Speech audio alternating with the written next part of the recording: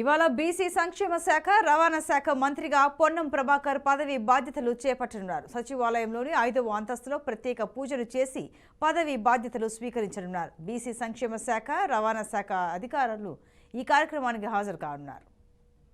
ఇవాళ బీసీ సంక్షేమ శాఖ రవాణా శాఖ మంత్రిగా పొన్నం ప్రభాకర్ పదవి బాధ్యతలు చేపట్టనున్నారు.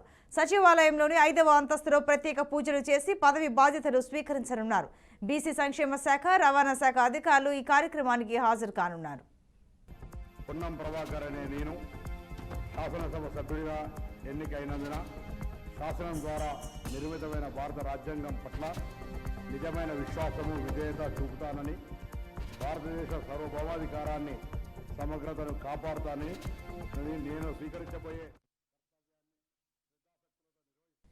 ఇవాళ బీసీ సంక్షేమ శాఖ రవాణా శాఖ మంత్రిగా పొన్నం ప్రభాకర్ పదవి బాధ్యతలు చేపట్టనున్నారు.